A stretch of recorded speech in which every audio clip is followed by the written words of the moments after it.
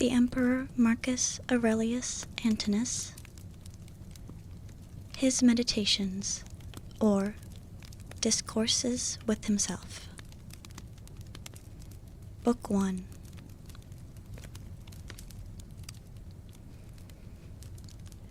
The example of my grandfather verses gave me a good disposition, not prone to anger. By the recollection of my father's character, I learned to be both modest and manly. As for my mother, she taught me to have regard for religion, to be generous and open-handed, and not only to forbear from doing anybody an ill turn, but not so much as to endure the thought of it. By her, likewise, I was bred to a plain, inexpensive way of living, very different from the common luxury of the rich.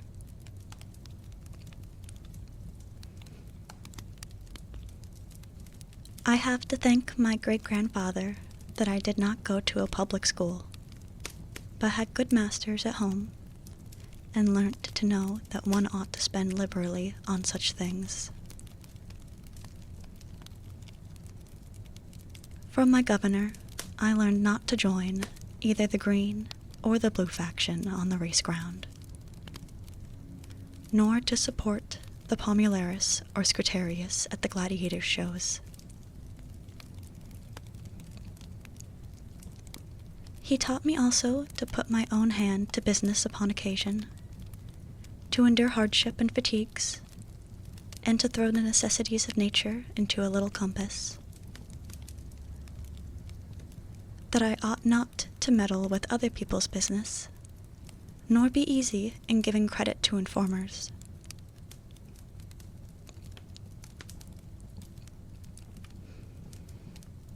From Diognetus, to shun vain pursuits, not to be led away with the impostures of wizards and soothsayers, who pretend they can discharge evil spirits, and do strange feats by the strength of a charm.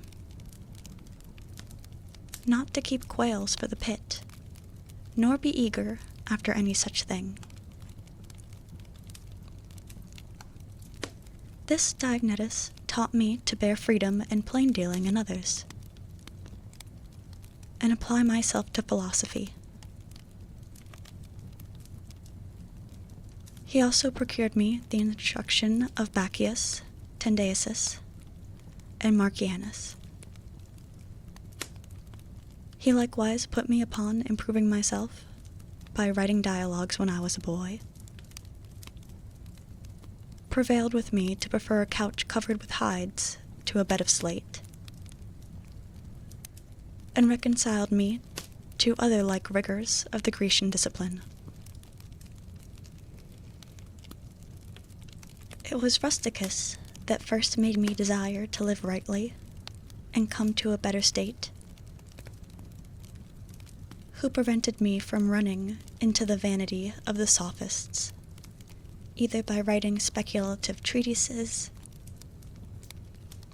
haranguing upon moral subjects, or making a fantastical appearance or display of generosity or discipline. This philosopher kept me from yielding to the charms of rhetoric and poetry, from affecting the character of a man and pleasantry, from wearing my senator's robe in the house, or anything of this kind which looks like conceit and affectation. He taught me to write letters in a plain, unornamental style, like that dated by him from Cynice to my mother. By his instructions, I was persuaded to be easily reconciled to those who had misbehaved themselves and disobliged me, as soon as they desired reconciliation. And of the same master I learned to read an author carefully, not to take up with the superficial view, or assent quickly to idle talkers, and, to conclude with him, he gave me his own copy of Epictetus's memoirs. Apollonius taught me to give my mind its due freedom, and to disengage it from dependence upon chance, and not to disregard, though ever so little, anything uncountenanced by reason. To maintain an equality of temper, even in acute pains, and loss of children, or tedious sickness.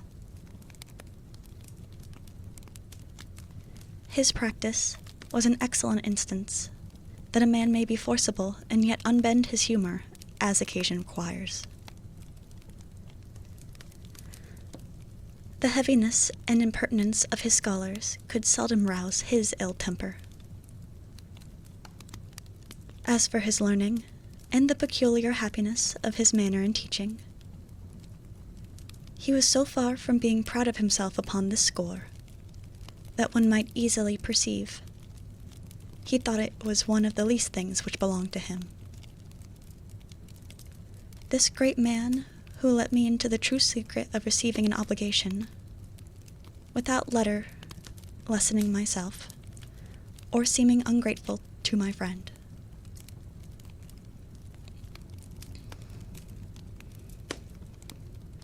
The philosopher Sextus recommended good humor to me, and showed me the pattern of a household governed in a fatherly manner.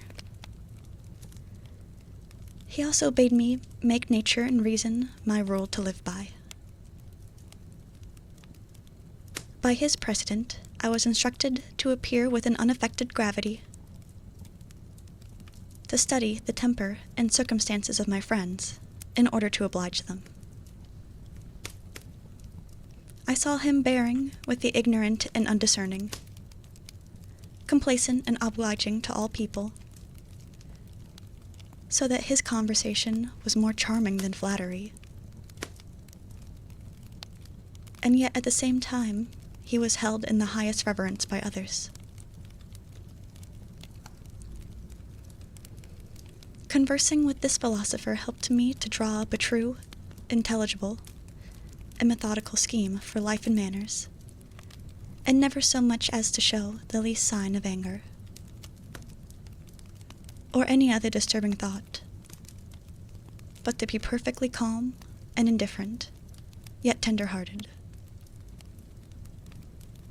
However, he let me see in himself that a man might show his good will significantly enough, without noise and display, and likewise possess great knowledge without vanity and ostentation. Ostentation.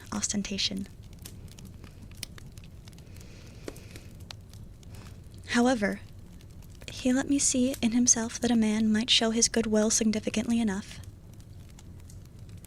without noise and display, and likewise possess great knowledge without vanity and ostentation.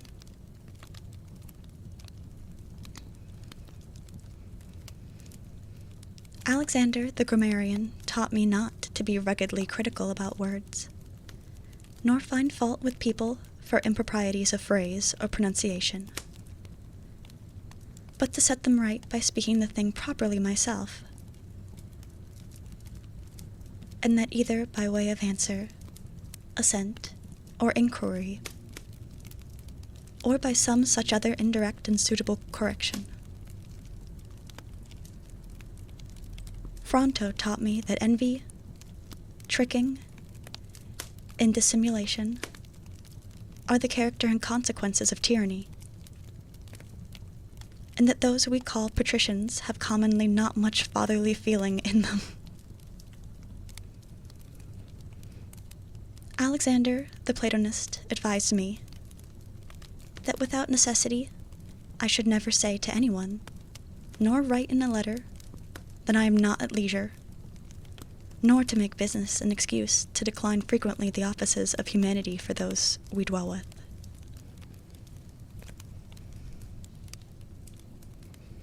I learned of Catullus, not to slight a friend for making a remonstrance,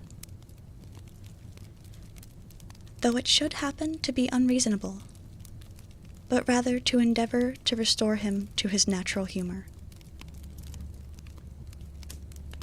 That, like Domititus and Athenodotus, I should always speak well of those who had the care of my education, and that I should always preserve a hearty affection for my children.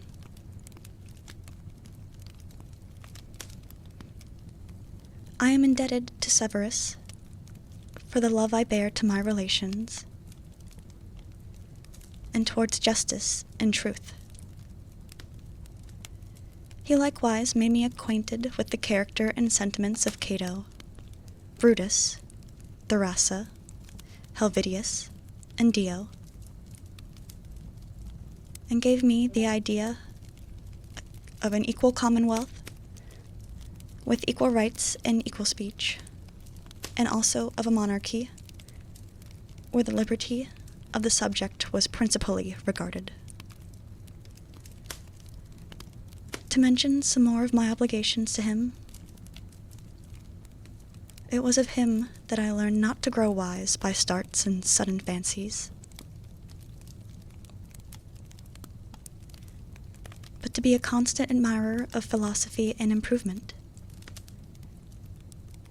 that a man ought to be generous and obliging, hope for the best of matters, and never question the affection of his friends, to be free in showing a reasonable dislike of another, and no less clear in his own expectations and desires, and not to put his friends to the trouble of divining what he would be at. I learned from Maximus to command myself, and not to be too much drawn towards anything, to be full of spirits under sickness and misfortune, to appear with modesty, obligingness, and dignity of behavior, to turn off business smoothly as it arises, without drudging and complaint. Whatever he did, all men believed him, that as he spoke, so he thought, and whatever he did, that he did with a good intent. He attained that greatness of mind, not to wonder or start at anything, neither to hurry an enterprise, nor sleep over it, never to be puzzled or dejected, nor to put on an appearance of friendliness, not to be angry or suspicious, but ever ready to do good, and to forgive and speak truth. And all this as one who seemed rather of himself to be straight and right, than ever to have been rectified. Nobody ever could fancy they were slighted by him, or dared to think themselves his betters. Besides all this, he had an agreeable wit. In my adoptive father, I observed a smooth and inoffensive temper, with great steadiness in keeping close to measures judiciously taken, a greatness proof against vanity and the impressions of pomp and power. From him, a prince might learn to love business and action, and be constantly at it, to be willing to hear out any proposal relating to public advantage, and undeviatingly give every man his due, to understand the critical seasons and circumstances for rigor or reminiscence, to have no boy favorites, to have no boy favorites, not to stand upon points of state and prerogative, but to leave his nobility at perfect liberty in their visits and attendance. And when he was upon his progress, no man lost his favor for not being at leisure to follow the court, to debate matters nicely and thoroughly at the council board, and then to stand by what was resolved on, yet not hastily to give up the inquiry, as one easily satisfied with sudden notions and apprehensions.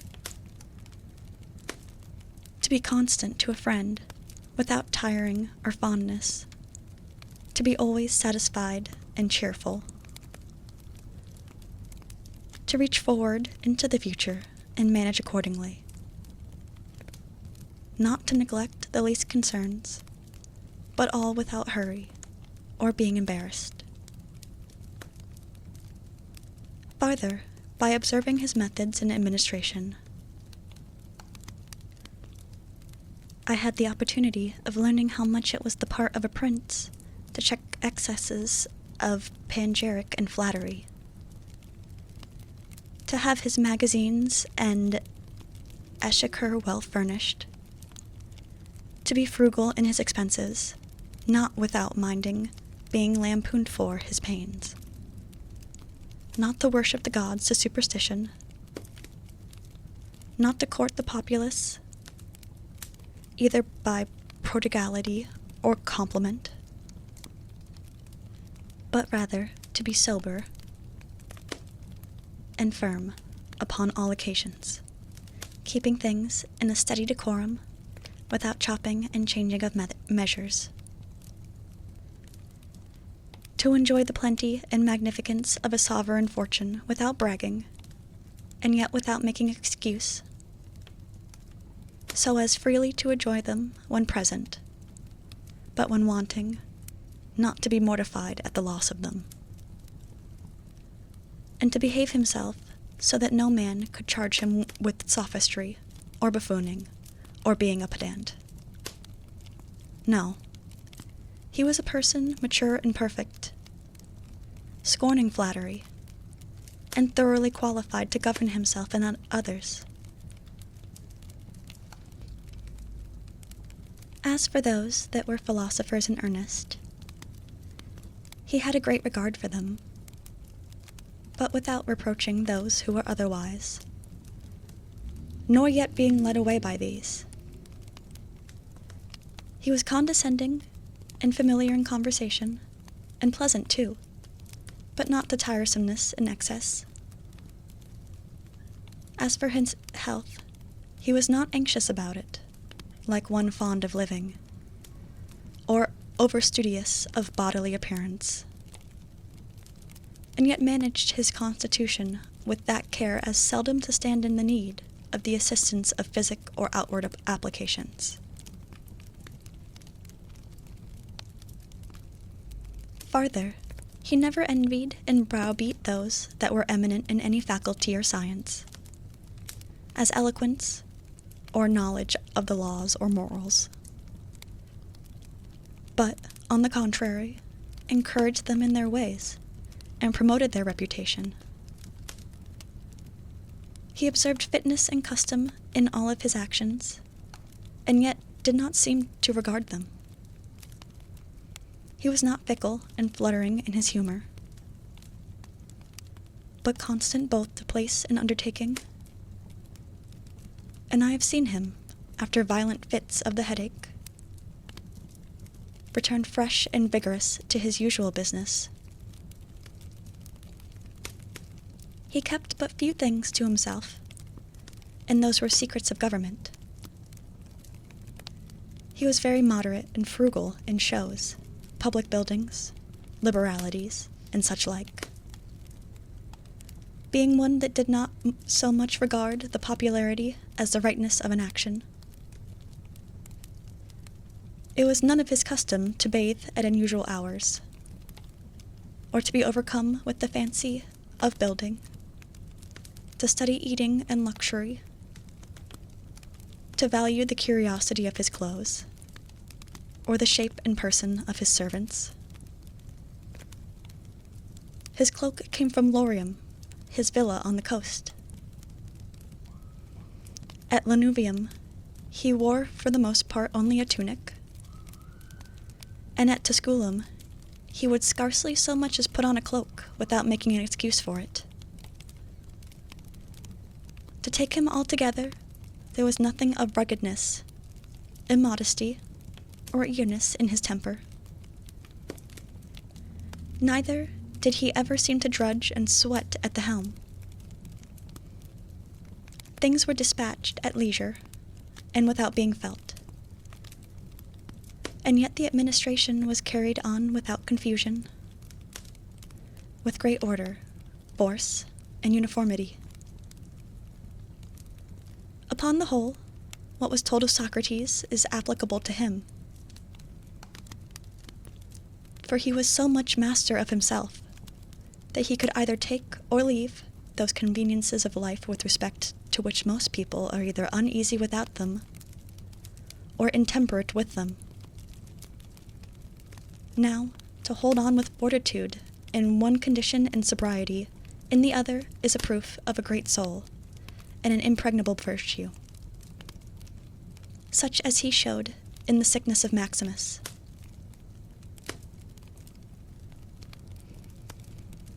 I have to thank the gods that my grandfathers, parents, sister, preceptors, relations, friends, and domestics were almost all of them persons of probity, and that I never happened to disoblige or misbehave myself towards any of them, notwithstanding that my disposition was such that, had occasion offered, I might have acted thus. But by the goodness of the gods, I met with no provocations to reveal my infirmities. It is likewise by their providence that my childhood was no longer managed by my grandfather's mistress, that I preserved the flower of my youth, that I was subject to the emperor my father, and bred under him, who was the most proper person living to put me out of conceit with pride, and to convince me that it is possible to live in a palace without the ceremony of guards, without richness and distinction of habit, without torches, statues, or other such marks of royalty and state, and that a prince may shrink himself almost into the figure of a private gentleman, and yet act, nevertheless, with all the force and majesty of his character when the common weal requires it. It is the favor of the gods that I happened to meet with a brother, whose behavior and affection is much as to contribute both to my pleasure and improvement. It is also to their blessing that my children were neither stupid nor misshapen, that I made no farther advances in rhetoric, poetry, and such other amusements, which possibly might have engaged my fancy too far, had I found myself a considerable proficient. That, without asking, I gave my governors that share of honor which they seemed to desire. It did not put them off from time to time with promises and excuses, because they were yet but young. That I had the happiness of being acquainted with Apollonius, Rusticus, and Maximus, that I have a clear idea of the life in accordance with nature, and the impression frequently refreshed, so that, considering the extraordinary assistance and directions of the gods, it is impossible for me to miss the road of nature, unless refusing to be guided by the dictates and almost sensible inspirations of heaven. It is by their favor that my constitution has held out so well, under a life of fatigue and business, that I never had to do with Benedicta or Theodotus, and when I fell into some fits of love, I was soon cured. That when I fell out with Rusticus, as it frequently happened, I was not transported into any act of violence, that I had the satisfaction of my mother's life and company a considerable while, though she was destined to die young, that when I was willing to relieve the necessities of others, I was never told that the exchequer was empty, and, again, it is they that kept me from standing in need of any man's fortune. Farther, it is from them that my wife is so very obedient and affectionate, and so remote from luxury, that I had choice of good governors for my children, that remedies were prescribed me in a dream against giddiness and spitting of blood, as at Cajeta, by an ointment, that when I had a mind to look into philosophy, I did not meet with a sophist to instruct me, that I did not spend too much time in reading history, chopping logic, or considering the heavens. Now all these points could never have been compassed without a protection from above, and the gods presiding over fate. Thank you.